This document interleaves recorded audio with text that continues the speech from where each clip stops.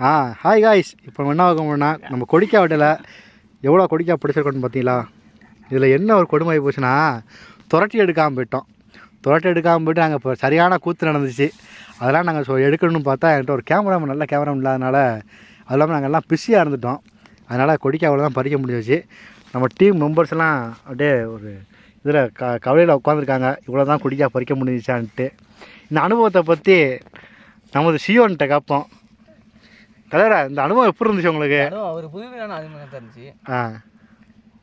இவ்வளோ தான் பறிச்சிருக்கீங்க, அதை பற்றி பாட்டுல இவ்வளோ தான் பறிச்சிருக்கீங்க, உங்களுக்கு அது எதுவும் கஷ்டமாக இருக்கா? என்ன அப்படிதான் இருக்குது, கஷ்டமாக தான் இருக்குண்ணா உங்களுக்கு. உங்களுக்கு எப்படி இருக்குது? கையில் கருவேப்பிலாம் வச்சுருக்கீங்க. கருவேப்பிலை துவையில இருக்கு. கருவேப்பிலை அப்போ நான் கருவேப்பிலை துவையல் ரெசிபி எடுத்து போட போகிறோம் நம்ம, அப்படி தானே? இவ்வளோ தான் மறைச்சிருக்கோம். அதை பற்றி உங்களுக்கு அடுத்து சட்டம் தான் கடமையை செய்யும்.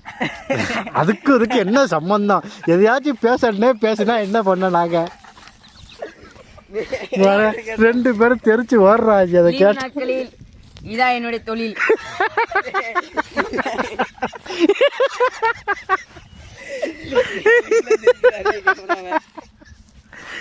மூணாவதாக நம்ம சிவாட்டை கேட்போம். இவ்வளோ தான் கொடிக்கா வச்சிங்க, அதை பற்றி மண்ணில் என்னது? இதான் கொடிக்கா, நல்லா ரெட் கலரில் இருக்குது, பார்த்தா சாப்பிட தோணுது. நீங்களும் வந்து பறிச்சுக்கோங்க தேவைன்னா. சாப்பிட தோணுது, ஆனால் யாரும் இன்னும் ஒரு கொடிக்கா கூட சாப்பிடல. ஏன்னா எல்லாருமே தண்ணி கொண்டு வரல.